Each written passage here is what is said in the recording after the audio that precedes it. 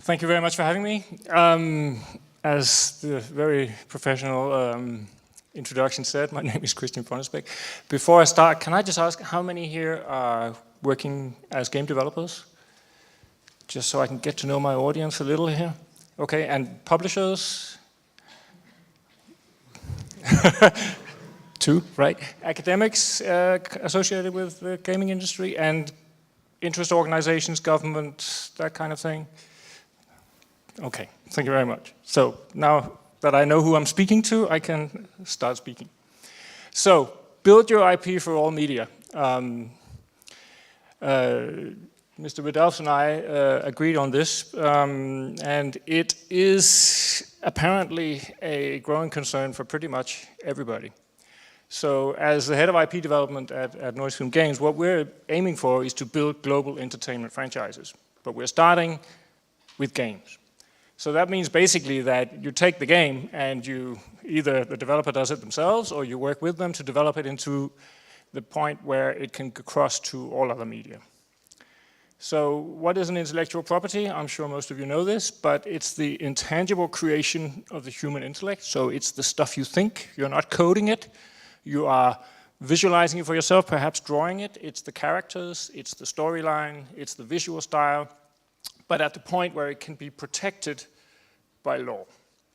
So why would you want to do something like that? Well, for Egmont, as you can see down here, the mission of the whole conglomerate is to bring stories to life. So intellectual property is, of course, a way to assign value to the elements that go into a story. So that's what it's all about. Basically means you get a long life in the market. We're talking a franchise. And it means we get multiple revenue streams. But if you're a developer, then why would you do it?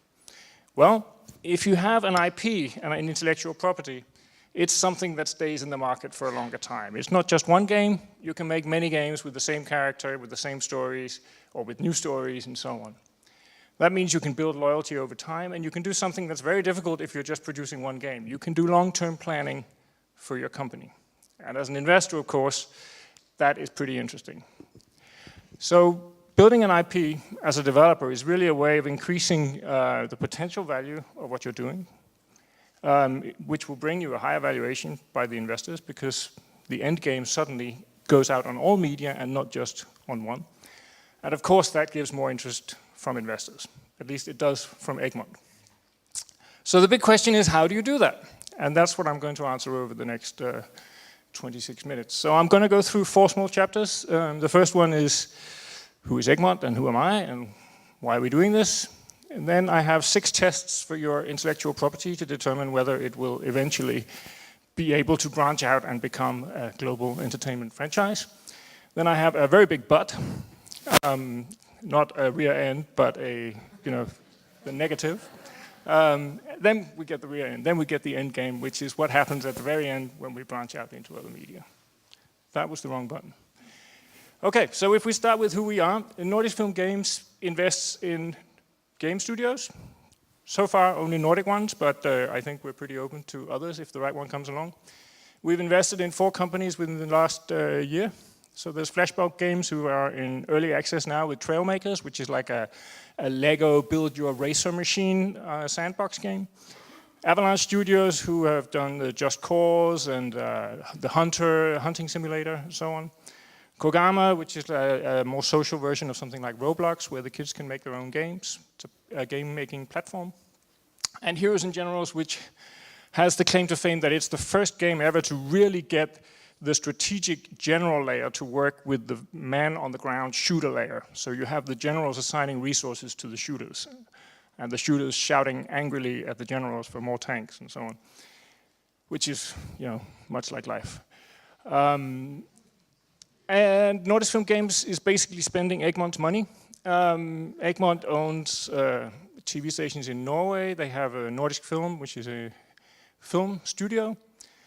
Egmont Publishing, doing books and magazines and online sites and so on. Nordisk Film is the oldest film studio in the world and the most Oscar-winning non-Hollywood company in the last 10 years. And they also manage big brands like Minecraft and so on. This is the boss. The surplus goes to children. So that's another good reason to bring these stories to life. My own story, very quickly, is that I started out studying film and media. Before that, I played a lot of computer games and Dungeons and Dragons and things like that.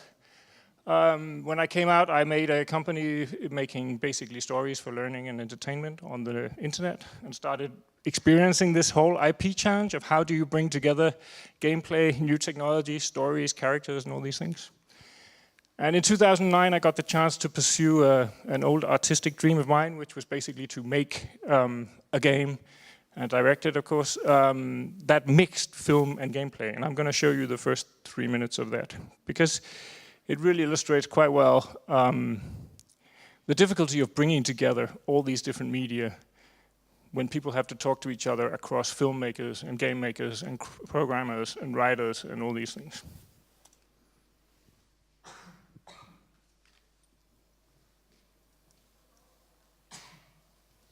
If it works. Yes.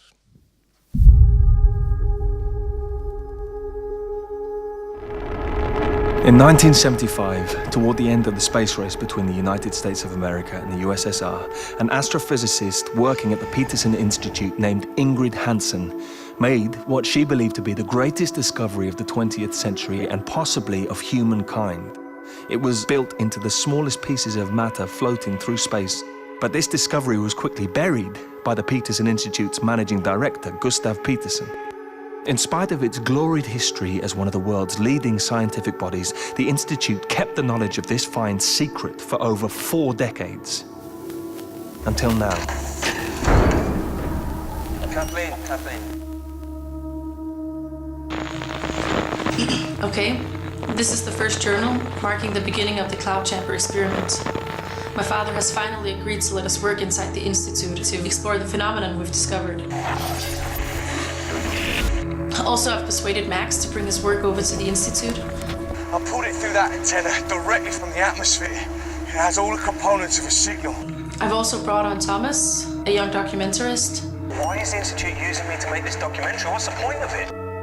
What we're doing is classified and protected under national law. We traffic in state secrets. I know that I'm feeling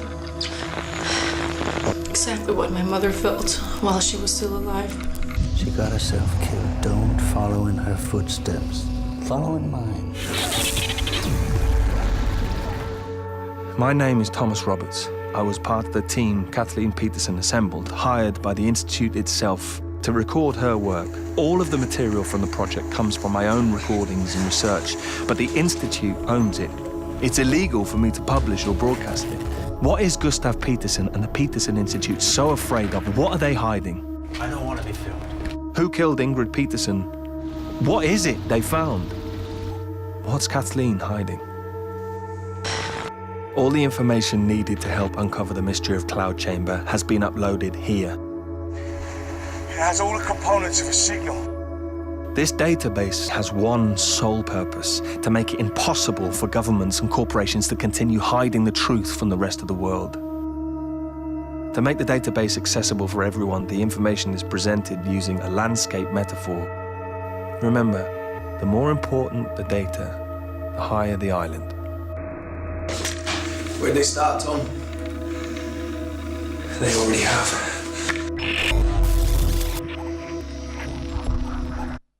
So I think we were only about 10 years too early.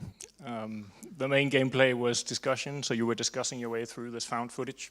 And the core game players really loved it, but this was basically an art game. But we learned an awful lot about mixing media, marketing innovations, and all these things. My next game is going to be Donald Trump Goes to Russia. So let's get to the hardcore stuff. 6 tests for your IPs. So I think you really need to pass these 6 if you want to have your game become an IP at the other end of the line. The first one is you have to survive. It's not going to make itself, and we're not going to make it for you. So by the time a big media company like Egmont gets interested, you've already funded it. And you've basically proved that you can stay above the water, at least pretty much on your own. The next step is to get your game into the hands of the right audience. And this is where you need to have a lot of patience. Because if you don't have patience, you will not succeed. But of course, we all know that we get this story all the time. We get this story of these successful entrepreneurs who are just surfing the wave and it just works and they just know what they're doing. The truth is, most of the time, it ends like this. So there really is a million ways to die, just like there is in any entrepreneurial endeavor. The two really big ones are that we all tend to get tunnel vision, and I know from experience that this is true, which is that we get so focused on these damn projects and all the fires we have to put out every day to get it across the finish line that we lose sight of what happens just after the project is finished, and the long-term view, just forget it. We have no time for that at all. And that's really deadly because, of course, once you launch the game, the game company have a tendency to fall off a cliff. The second really big killer is the belief that this project is special. And it isn't. I'm sorry. We think that this one is going to take off. We think it's going to be the surfer catching the wave and so on. But you know, the truth is that 999 out of 1,000 projects don't catch the wave. The problem is we don't hear about them. So we have to stop thinking of this project as special. We have to start being cynical at the same time as we are inventing it and being passionate about it. Because being special stops when you meet the investor. Actually, I'm not thinking about me, I'm thinking about the other guys in Nordisk Film Games. Because they have this stare. This is actually the governor of the Bank of England, but I just love the way he looks at you. Because he does not think you're special. He is looking for red flags, and he doesn't see very many green flags in the games industry, honestly. So that brings us to test 2. Your game project has to have real long-term potential, even though it's working now. So I tend to look at things like this. Where is the long-term strategy for this company? It's not enough that you're going to make another game. It's a really bad sign if you're starting from zero with your next game. So we're looking for people who are building experience with the same audience and the same business model and the same universe and so on. We need to see some separation of the creative from the commercial. If the CEO is also the creative director, that's a huge red flag, because all the decisions that are not tied into his passion will be second priority, and that's a problem. We're not too keen on games that can be sold in boxes anymore. As I'm sure you know, we're looking for games that can become hobbies over the long term and that can keep earning money. We're looking for founders that understand that they need audience contact from day one. And we're also looking for game concepts that can do that. So if you're making a story game, which a lot of Danish companies are doing, and you cannot show anything until it's 100% finished, then I'm sorry, we're not going to get into bed with you, because the chances are that once it's 100% finished, not many people will like it, and it's too late to change it. And then finally, which brings us to the IP, there needs to be something to own. Can you own the characters? Can you own the audience? Can you own the technology? And can it cross into other media? It's not necessary for us that it can from the start, but we have to see the potential that it can over time cross. And then, of course, this one, please don't do that. Don't wait with the business development until after the product is almost finished. This is a classic thing in all business, all indie businesses, film business as well, but it's very dangerous. But of course, if this works, I'm sure we'll figure the rest out. If people love it and it keeps spreading, then I'm sure we'll figure the rest out. Test number 3, it needs to stand out in the market. If it's, medieval knights looking a lot like medieval knights, it's going to be difficult for people to recognize it. So we need something that when you look at the shelves, even the virtual shelves, you can see it, it stands out, it has its own style, visual style, whatever. Features are really not something that sells a game. You all remember those game boxes from the 1980s? On the back it said 80,000 polygons, and all this technical stuff. And then game features are kind of like that. Massively multiplayer is good, but it's not something that sells games except to other developers, which is really dangerous, that you get sort of lulled into this belief that it's great because the guys you drink beer with think it's great. And having a clear theme is also something that makes you stand out, and it lays the foundation for a story universe. Is it about, the sorrow, or is it about repression, or something like that? It's not something that sells in itself, but it is something that can help to make it distinctive. Test number 4, we need a world. This can be tricky. So this is not actually asking for a story. This is asking for a world where stories can happen. And if you look at something like Nintendo's Hyrule, where all like Breath of the Wild and so on, all those adventure games happen, then you basically have a stage where many stories can happen. And then you have something that can travel to other media. What doesn't travel is interpersonal drama. So, we know it from film, and the Europeans, we're very good at it. People's internal emotions and conflicts with specific other people. That's really difficult to move between media. It's especially difficult to make a game out of it. But worlds you can do, and if you have a world, then as you address each medium, you can build that story on that medium's specific strengths. And that is something we can use. World builders are at a premium. Then we need characters. Now, there's only one slide here because it's really simple. When you're doing stories, and most media do want stories, we want to put our emotions into the story. And if there's no characters, then it's very difficult for us to place our identification inside the story. So this guy, Mega Man, is perhaps a little bit too primitive in his realization for us to identify with him. But if you look at something like Lara Croft, or you look at the Thief's End, or so on, then you have characters that you can believe in. And then you can have something that can potentially get a good writer interested in writing a book, or we can get a director interested in making a movie, or so on. And of course, if you have something protectable, that's even better. Then this one, which is something that we've just recently put on our stone tablet of things that need to be there, is basically the sincerity of craftsmanship. And it kind of, it's kind of complicated, because what is the sincerity of craftsmanship? Well, it's the truth in the art.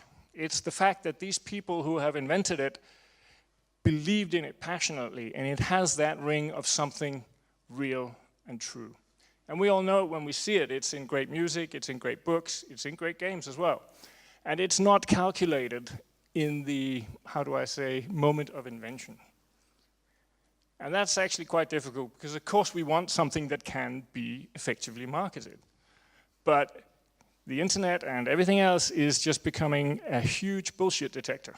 And if you're bringing out something that's inherently false and calculated, unless you have a huge media pressure, which is going to be incredibly expensive, then it's going to be difficult. You need that true spark of genius at the center. And you need to keep it going all the way down the production line to the different media. See, I told you it was a big but. The but here is that even if you have all these things, you still have to have a hit. We're not, as Egmont at least, and Nordisk Film Games, we're not able to take something that people don't want and then make people want it.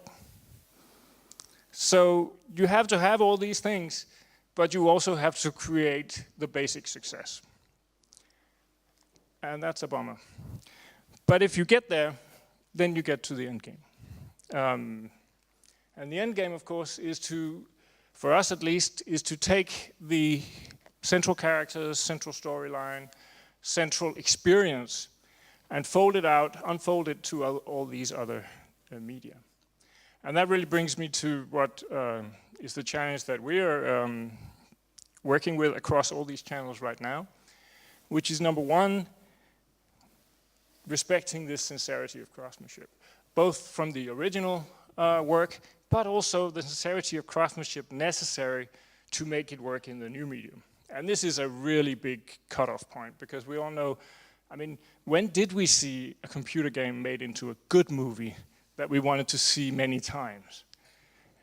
I can't remember one. And that's a real challenge. It's a real challenge to get the creative sparks in other media to go so deeply into the original property and then to go so deeply into their own property that what comes out becomes something lasting, true, and good. And that's really, I think, the challenge for the next many, many years, at least where I'm sitting, is to get that to work. And one of the things standing in the way of that is that film people and game people, they don't talk. Let's face it, they can't talk. They don't get up at the same time in the morning. They don't drink beer in the same places. Even if they did, they wouldn't, they wouldn't recognize each other, and the conversation would end quickly, and so on. Trust me, I've tried it many times, and there's a real. I think it's getting better, but the situation we're in is that we have to run from one domain to the next, and bring the gifts from the next back over to the third, and then bring the gifts back to the fourth, and then slowly get it made better and better. Because if we put them in the same room, the film people win every discussion. Because they're all out of theater and they're used to winning the room. But they're not right all the time. And then, 2 weeks later, one of the programmers says, hey, it's not going to work because X. It's like, couldn't you have said that before? Yeah, but the guy was winning the room, So there's some real challenges here, both in the personalities and the language and the value sets and the goals and all these things in each of the media. And that's basically what I find fun. And then finally, of course, the financing, development, and distribution processes of each of these media is very, very different. I mean, just looking at the film where everybody's coming out of performance and everything is focused on that short shooting period, and up to it we have one very specific process, and after it we have another very specific process, is nothing like making a game. Nothing. Where you can, basically build your Lego and you can rebuild it and rebuild it and rebuild it all the way. Completely different way of thinking.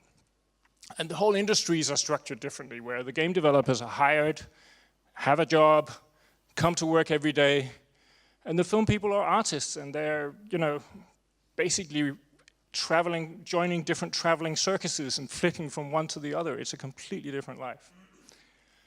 So it's interesting. And finally, of course, when all this works, it comes down to the story.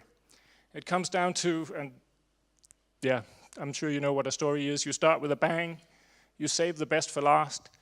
I like to use The Fugitive as an example, where we start with Richard Kimball. He's got a beard, so he's nice. He comes home and his wife has been murdered, and he is sentenced to death. And in the first peak there, he's driven up to be executed in the bus, and the bus flips over a cliff, and a train hits it, and he gets away. And at the red spot, Tommy Lee Jones comes in, he says, we have a hard target. I want a search of every outhouse, in-house, hen-house, doghouse. Go get him. And the story starts there. And we know that this story is not going to finish before these two guys figure it out.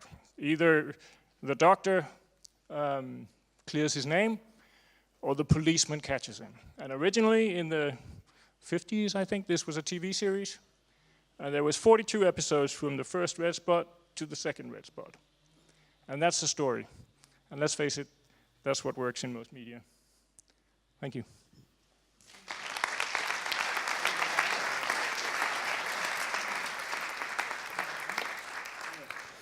So now we will be taking questions. Thank you very much for this. There was very sound advice in there as well. I like to ask the first question, actually. I mean, there are lots of things you have to think about in order to build up your IP. What would you advise on to start with? Do you start with the world or with the characters? I mean, most of the people here, they're not Ubisoft. They're smaller teams, 10 people, and they ask themselves, well, we cannot look at everything at once. So what would your advice be? I think I would. I don't think I would start there. I think I would start by finding a game mechanic that was fun enough and proving that it was fun, and then I would think about the characters. Because the character, I mean, look at something like Shovel Knight, for example, or Super Mario. It's not that expensive to design a character, and yet that has a very good chance of becoming the thing that everybody identifies with your game. So I think I would start by building and testing the gameplay.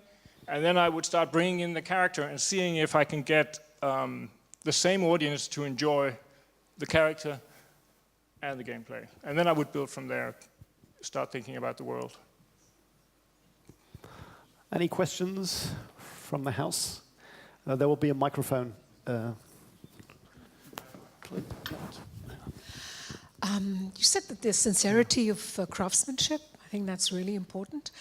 But that, if that goes with feeling special, isn't that a conflict? So where would you say that the craftsman who sincerely believes in his work and that he has something unique does not consider him so special that he can look the Bank of England guy in the eye and say, I'm not special?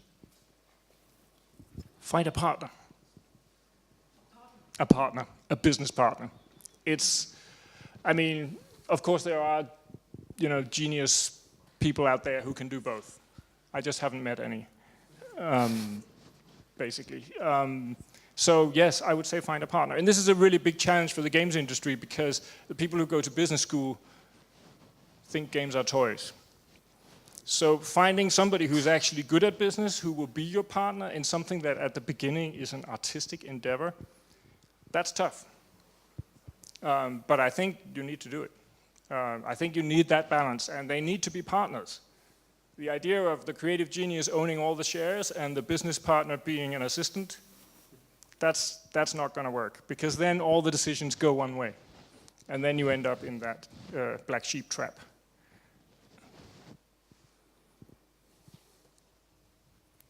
There is a question back there, please. Microphone's approaching. Thank you. Lena Falkenhagen, having worked in the industry for 6 years and in the book market in Germany, I have the distinct feeling that the sincerity of craftsmanship is in desperate need of being saved by somebody. So in Germany I have a feeling that money and of course business matters always go first and influence the decisions, the creative decisions, and how the games are developed in the book industry too, by the way, not the development of games, of course. But how do we do that? How do we save that sincerity for the industry? I don't know. Have you suggestions? Well, it's always been a war between, the bean counters and the crazies. It's always been a challenge that you have to go to church and the bank all the time. You have to be able to do both. And I think if we want, we have the same problem in Denmark, except in Denmark, we only focus on the art. There's no focus on the money. So we end up having prize-winning, like Cloud Chamber, prize-winning projects that are very far-sighted but don't earn any money. So maybe we should get together, the Danes and the Germans, and maybe we can work something out. But honestly, it's a huge challenge. The problem is that it's so difficult to manage something that you can't even really understand yourself. We all know it. If you try to recruit people, it's very difficult to recruit somebody and understand if they're any good if you can't do what they can do just a little. So I think maybe that's the solution. The people managing the artists need to get into it, even if they need to understand the basics of that craftsmanship.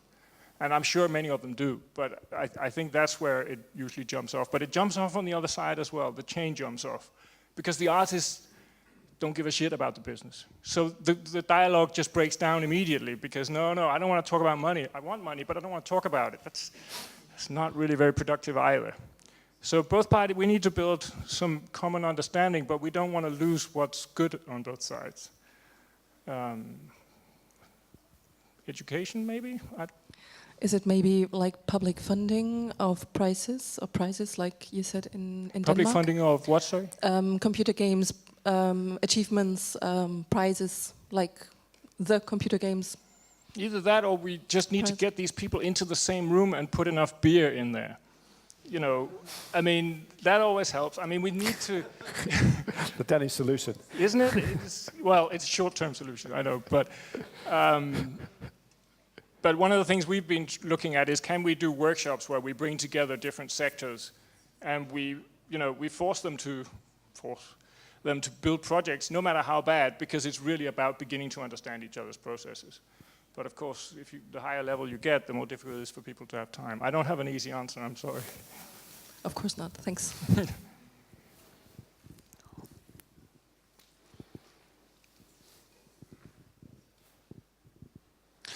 Hi, my name is Christian. First of all, thanks for sharing. I've got a question related to when you intend to branch out to other media. Is there a sort of a beacon media where you say, okay, that's a media that we usually use as test ground, as playfield to check out if there's potential for building up an IP? Yes, but I wouldn't think of it so much as testing the commercial potential, because that should be proven in the original. But I would think, we do think of TV series as testing the creative potential. Because if we can get it to work as a TV series concept, then that puts enormous demands on character, storyline, mood, the broadness of the appeal. All these things need to work before you can think of a TV series. And it also means that the universe has to work, in repeated episodes. And that means that you can also do books. It doesn't mean your books will be good, because you still need genius writers every time, and you need them to get personally invested in the project, and that's difficult. But I wouldn't start with a book, because a book does not guarantee that you can do a TV series, because it could be enormously interior and so on. But a TV series, you can pretty much do anything after that. It's quite a hefty budget, but thank you. But you don't have to make it. That's smart. You can just conceptualize it, and if it's believable, then in principle, you should be able to unfold it in other media. Thank you. Right. Yeah, you don't have to make it. There's one over here. We are making it, but... Hi, my name is Jasmine. The problem that I see with branching out to many different types of media after having made a game, be it film, books, merchandise, is that of brand dilution and losing control over your brand, and perhaps losing the strength and the effectiveness of the brand also in producing or enabling many different types of media to be sold. How would you deal with that? Control. I mean, you're right, that's a real danger, but that's, I would say that's a process danger. It's a little like saying, why should we make a game? There's a good chance it will be bad. Because most games are bad. We only see the really successful ones. And what you're pointing at there is that, yes, there's a risk that the TV or other media process will also go bad. So you have to trust the people you're working with, that's for sure. Where would you draw the line? When does it become too much? And where do perhaps the dangers begin outweighing the potential benefits? I think you're going to lose control of the property way before that point. I mean, at some point you're going to have to let the baby go, I think. The talks we've been having with Hollywood, it's very clear that if there's too many demands for control at the origination point, then the funding for a TV series will never appear. Because these people down here, Netflix or whoever they are, will never go into a deal where the original computer game makers can say yes and no to everything. They're not going to give you script approval or anything like that. They might give you approval of key creatives, like the showrunner, the main writer, or something. And that's really your lifeline, is that if you can get the right to say yes and no to the people who run the show, and you can make sure you trust them, that's as good as it gets, I think. Thank you. Because that's really, from our talks with Hollywood, that's really, it's a huge issue, control. Because once the TV or movie machine starts rolling, it's so astronomically expensive that, if somebody is sitting back in Denmark or Germany or wherever can just say, no, stop. And you've got, 3,000 people on set going, what? That's not, that's their worst fear. And of course it'll break their career, so they'll never say yes to that. So there's an old Victorian housewife advice, which is just get good help. That's it. Make sure you get good help. You need people you can trust. So one last question. There in the middle, please. Hello. You mentioned the problems between game developers and filmmakers, so to say. But are we talking here with convergence that we are telling the same story across all media, or that we expand the universe in all media with different stories? Because then we don't have this problem, I think, because game developers manage to make a game with a story maybe with 40 hours of playtime, and filmmakers need to tell a story within 2 hours or 3 hours, and I think that's the difference. So what's your opinion about that? I think it's true.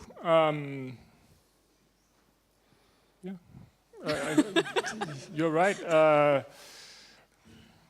But it is, I mean, it's a challenge because, I mean, my favorite game is Bloodborne. I don't know if you know it, Dark Souls Yes. and Bloodborne and those things. And it has a very, very, very specific tone. And I think I would recognize anything, if you made a Bloodborne movie, I would sit there going, ouch, ouch, every time something was not, you know, completely spot on. But, you know, from what I hear of the Miyazaki, the Japanese auteur who made Bloodborne and Dark Souls, I don't think he hangs out with film people, you know? I think that the people who would really need to understand his tone would have difficulty talking to him. Mm-hmm. And therefore, it's not necessarily about the universe. It can be just about, you know, do you get it? And that's a big challenge. And we're approaching some of these projects now where we're going to get to the point soon where we have to put these people in the same room. And it's going to be an interesting experiment. So one good example, I think, is the Deus Ex universe. We have different games from it. We have different comics. We have books.